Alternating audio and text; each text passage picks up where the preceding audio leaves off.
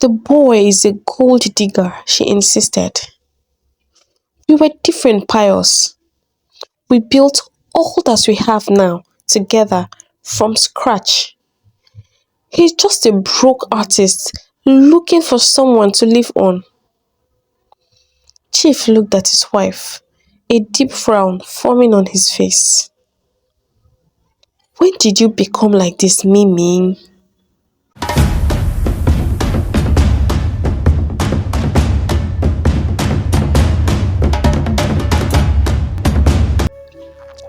Tamara, with her striking beauty, was seated comfortably in the luxurious backseat of a top-notch black Mercedes-Benz GLE.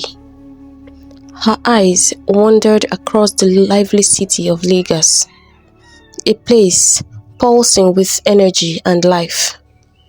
She was home at last, her mind filled with fresh knowledge from her master's degree and her heart set on a grand new beginning at her father's company. Chief Pius, Tamara's father, was a man of great wealth and even greater ambition.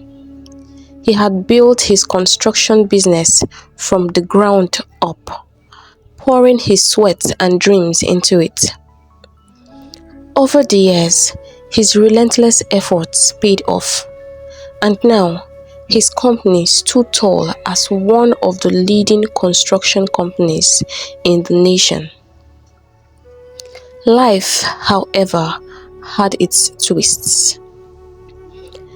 After the joy of Tamara's birth, Chief Pius and his wife, Mimi, longed for more children, but fate had other plans. Despite this, their home was filled with love and laughter, enough to silence any emptiness. The family elders nudged Chief Pius towards another marriage, hoping for more children. But he stood firm. Mimi had been his rock, his constant through every high and low. She had been with him even when he had nothing, when he was nobody. And now things were good. He would not dream of leaving her, especially not for something as fleeting as gender. Chief Pius had made a vow to himself to give Tamara an education that would rival any legacy, to shape her into a leader, a visionary, someone who could outshine any number of suns. And so Tamara's journey began. She delved into the world of architecture, her passion for building and design taking her from the walls of her university to the far corners of the globe for her master's degree. Now, as Chief Pius readied himself for a well-deserved rest, the stage was set for Tamara. It was her time to step up, to weave her own story into the legacy of her father, to take the company to heights unknown, with the same spirit and fire that had ignited her father's path all those years. As she sat in the cool serenity of the air-conditioned car, oblivious of the heat and the sun that scorched outside, she watched as roadside hawkers advertised their wares, running up and down. She smiled amidst the chaos. Lagos has not changed a bit, she thought to herself. Tamara was lost in her own world, but the sight of a beautiful painting of a woman cradling her baby suddenly brought her back to the moment. Immediately, she asked the driver to pull up to the side of the road and stepped down. One of the things that tickled her fancy the most was art. She loved collecting beautiful oil paintings. She thought to herself once that if she had not pursued a career in architecture, she would have really considered fine art. As she stood admiring the painting, she heard a voice behind her. "Isn't she lovely?" Tamara looked back to see the most breathtaking piece of art standing there in all his handsomeness. She quickly caught herself and cleared her throat. "Yes, she is," she replied. He stepped forward, standing right beside her. He said, "The unconditional love and sacrifice of a mother." Tamara looked up at him. Surprise registered on her face. "Is this your work?" she asked. He smiled at her warmly. "One of many." Tamara said. "I want it," she blurted out. "You are really talented, Mr. Uche," he put in immediately. She smiled. "I'm Tamara," she said, extending her hands for a handshake. As they shook hands, she felt suddenly warm. Perhaps she was already crushing on this roadside artist, she thought to herself. Tamara bought the painting and left her handsome artist, watching her leave, his mouth suddenly dry. Uche had seen pretty girls before. In fact, he knew a lot of them who would not stop throwing themselves at him. But this girl was different. He was standing a few meters away from his art stand, talking to someone when he saw her car pull up, and she stepped out.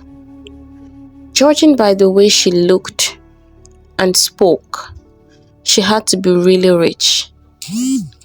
But after meeting her, he realized that she did not have that aloofness that was common with rich Lagos girls.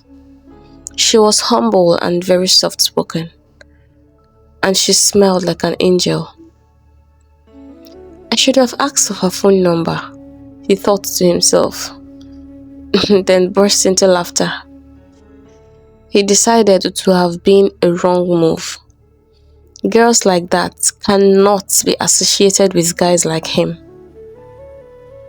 He quickly took the thought of Tamara away from his head, at least grateful that he had sold a painting at a very good price. A few days had passed after Tamara's encounter with Uchi, but she could not stop thinking about him. Despite the fact that she was busy trying to acquaint herself with the day-to-day activities at the office, she still found her thoughts wandering to the handsome artist. Something about him called out to her, but she could not bring herself to make the first move. For in this part of Africa, a woman is thought to be loose if she makes advances to a man. Tamara did not want him to see her as a loose girl. And then she thought that maybe she would drop by at his spot by the roadside again. But then, that would be too obvious. Then an idea struck her. Local artists usually had their names and phone numbers inscribed somewhere at the bottom of their painting. She would check it out and then give him a call. Tell him that she wanted a live portrait of her, painted by him. The idea seemed to be appealing. It was a good one. When she reached home, she checked the painting for the numbers, and just as she predicted, it was right there. Without giving herself time to think, She quickly dialed the number. Uche picked up on the second ring, trying to sound as serious as she could. She told him that she loved his work and needed a portrait of her painted. They fixed an appointment for the next day to discuss the details of the job. And when the call ended, Tamara did a little dance in her room.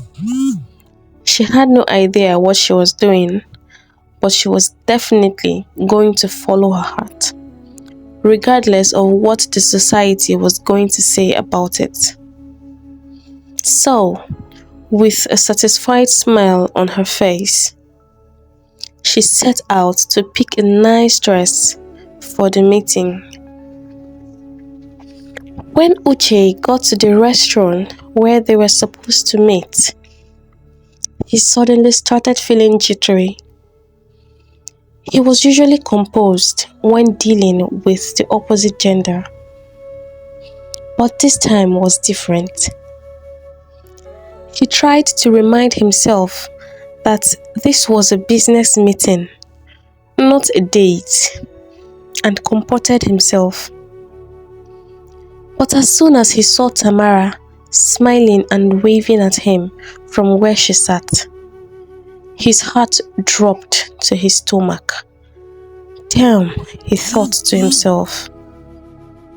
He realized he was already crushing heavily on this girl. It was a Saturday afternoon.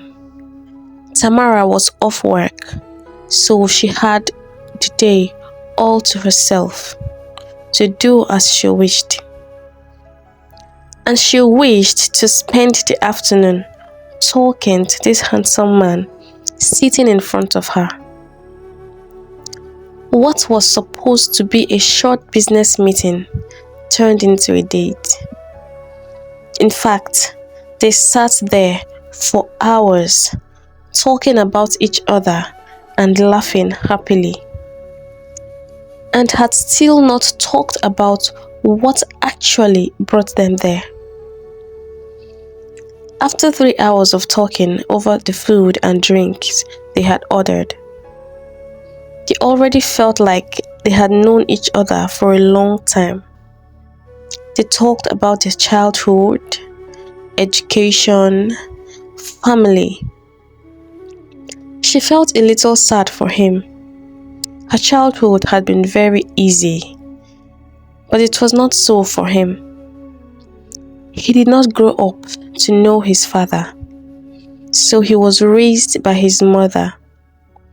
They did not have much, so he had started working at very early in life to make money and support his mother.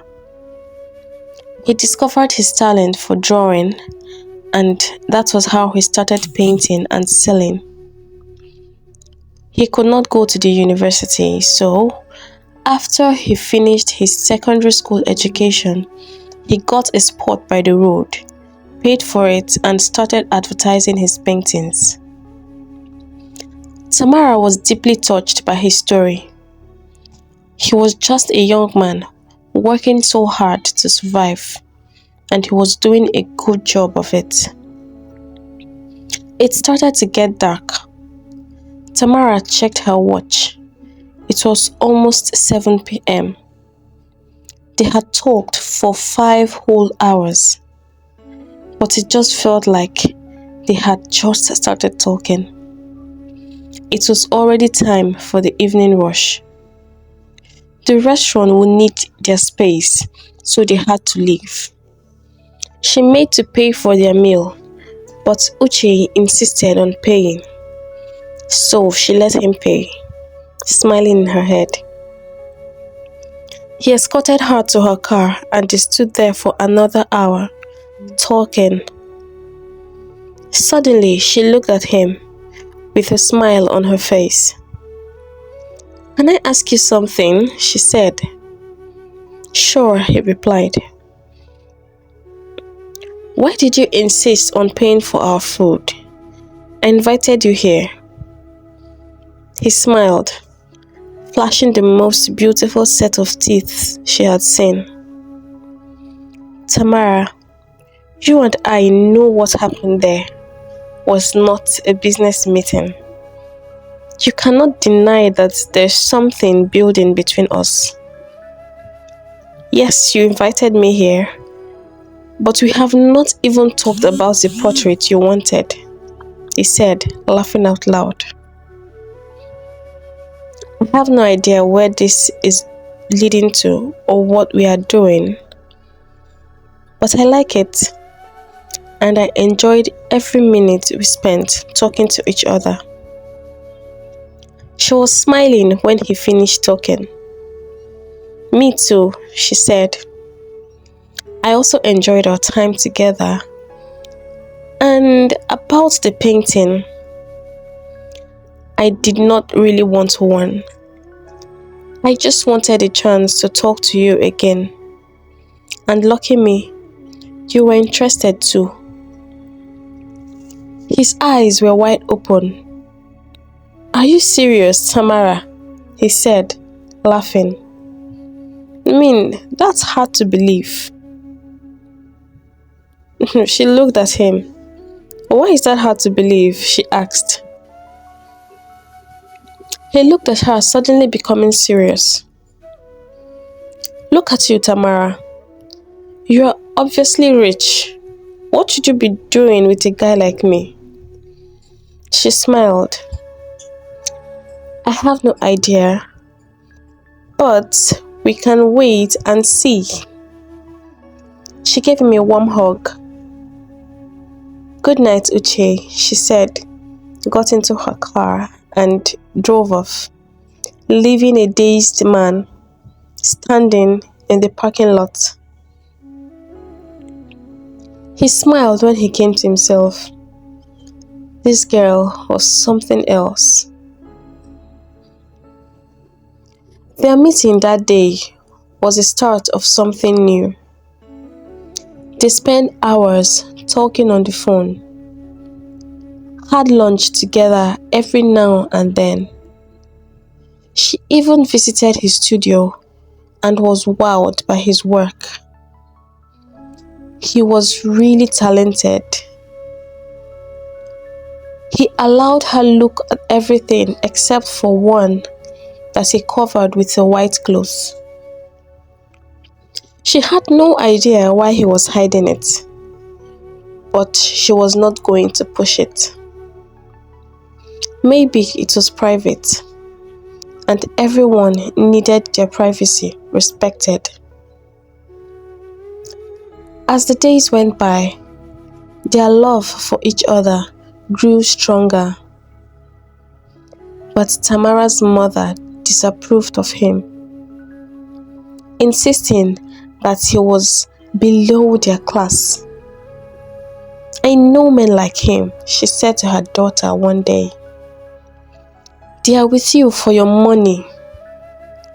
Tamara tried hard to convince her mother that Uche really loved her, but her mother did not care.